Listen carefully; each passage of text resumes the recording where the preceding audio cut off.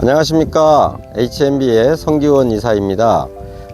지금 4월 4일인데요 4월에는 사과의 안정적인 생산을 위한 결실관리 부분에 대해서 말씀드리고, 또 병해충과 시비 부분에 대해서 아울러서 함께 말씀드리도록 하겠습니다. 첫 번째로 안정적인 결실 관리를 위해서 인공수분에 대해서 말씀드리고요. 인공수분을 통해서 또한 정형과 생산이 이후에 사과 품질에도 상당한 영향을 미치기 때문에 이 부분에 대해서 말씀드리도록 하겠습니다. 지금 현재 저희 과수원은 인근 과수원에 비해서 일주일 정도 개화기가 늦기 때문에 지금 여기 농례기에 접어들었고, 조금 빠른 거는 농례기에서 홍례기로 전환하는 그런 시점이기 때문에 4월 15일 이후에 이 과수원은 꽃이 필 것으로 예상되는 그런 상황입니다. 올해 같은 경우에 인공수분이 다른 해보다도 더욱더 필요한 그런 상황인데요. 몇몇 과수원을 오늘 유튜브 촬영 전에 돌아봤는데, 전년도에 병해충이 있었거나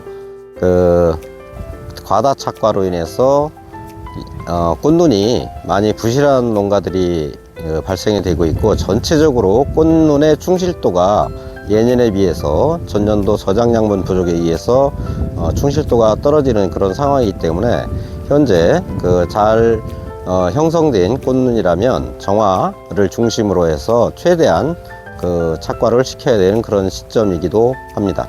인공수분에 대해서 말씀을 드리겠는데요. 인공수분은 방화곤충을 통해서 하는 방법이 있고, 꽃가루를 직접 꽃에 묻힘으로써 수정이 되게 하는 방법이 있는데, 최근 들어서 매년 아시다시피 방화곤충, 벌의 숫자들이 줄고 있고, 일기에 따라서 벌의 활동이 제한되므로 가급적이면 꽃가루를 통해서 인공수분을 권장을 드리겠습니다. 인공수분은 시기를 첫 번째로 말씀드리면, 이 사과나무의 꽃이 중심화가 70에서 80%가 폈을 때 하시는 게 가장 좋고요. 중심화 70%, 80% 만개 시에는 자기 과원에서의 눈높이보다 좀 높은 부분에 7, 80%가 폈을 때를 말씀드리는 거고, 또 시기는 바람이 없고 이슬이 마른 오전 10시 이후에 시켜주시고, 그 후에 과원의 표고에 따라서, 경사도에 따라서 꽃이 피는 시기가 2, 3일씩 차이가 나기 때문에 그 부분을 감안하셔서 두세 차례 해주시는 것이 가장 적절할 것 같습니다.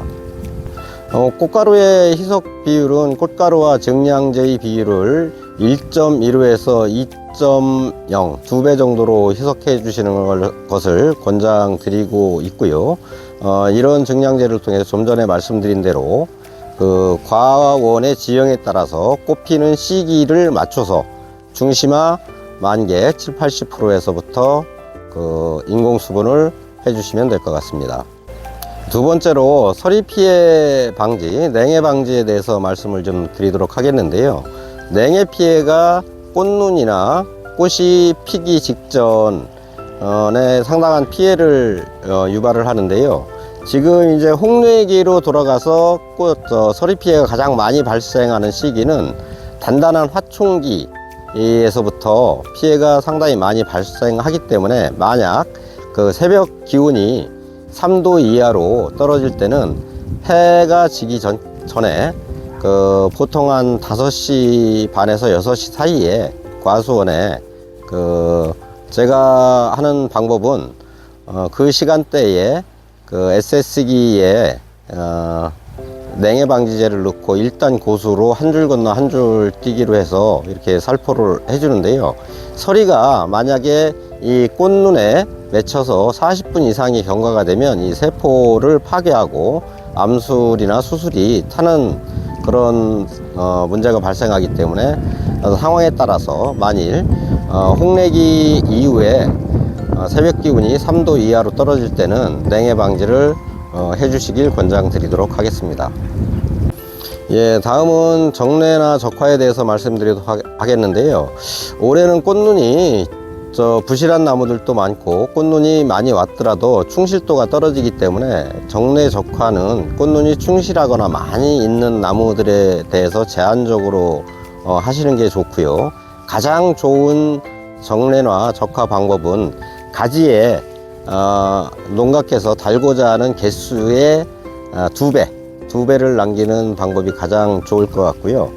저희 과원은 지금 영상으로 보시기에는 꽃눈이 상당히 부족한 거로 보일 수 있는데, 저는 그 해의 꽃눈의 상태라든지 여러 가지 판단을 해서 전정을 하면서 이미 정례를 실시했기 때문에 거의 사과 꽃이 지금 현재 10cm 내외로 다 배치를 시켜 놓은 상태이기 때문에 영상으로 보실 때는 자칫 꽃눈이 굉장히 부실하거나 없는 모습으로 보일 수 있는데, 이 정도면 정상적으로 수정을 시킨다라면 충분한 착과수 이상을 확보할 수 있다라고 생각을 하며, 좀 전에 말씀드렸듯이 정례 적화는 과수원의 꽃눈의 상태와 숫자 등을 고려하셔서 실시 여부를 판단하시면 될 것 같습니다.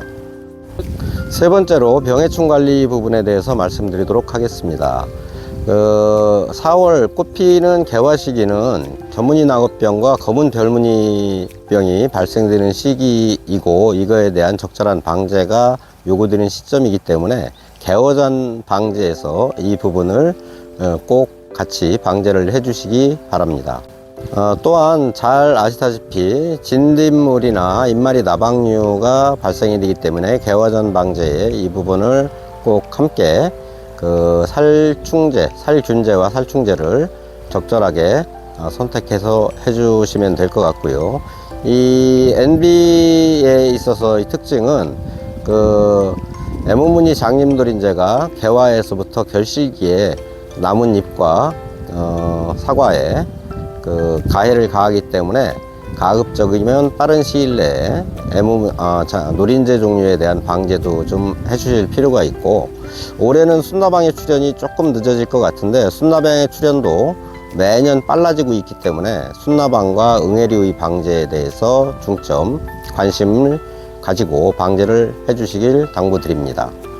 예, 다음으로 네 번째, 동록 예방에 대해서 말씀드리도록 하겠습니다. 전년도에 동록이 상당히 심하게 발생을 했었는데요. 동록 발생 원인을 뉴질랜드 전문가와 함께 진단을 해본 결과 여러 가지 기상 여건도 있었지만 새벽에 이슬이 엄청나게 많이 비가 온 듯하게 내리고, 그것이 마르는 시간이 지체가 되면서 유각이 과일이 습기에 노출되는 시간이 길어지면서 발생된 원인도 가장 큰 하나의 요인이 되었다라는 그런 판단이 있었고요. 올해도 또한 이슬이나 이런 부분들이 얼마나 내리는지, 언제 그것이 과수원 내에서 적절하게 마르는지를 판단하셔서 방제 시간을 결정하셔야 되는데, 통상 10시 이후에 방제를 해 주시길 부탁을 드리고요.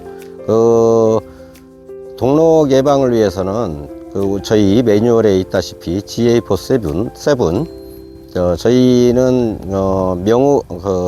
방제용 대상 약재로는 더빅이라는 제품을 저희가 개발해서 해놓은 품명이 있기 때문에 이 부분을 단단한 화총기에서부터 2회 정도 7에서 10일 간격으로 해주시고, 그 다음에 낙화 후 1회를 해주시면 많은 분들이 효과에 대해서 의문을 가지고 있지만 그 시기를 잘 지켜서 하시면 동록 경감에 상당한 효과가 있다는 점 다시 한번 강조해서 말씀드리도록 하겠습니다.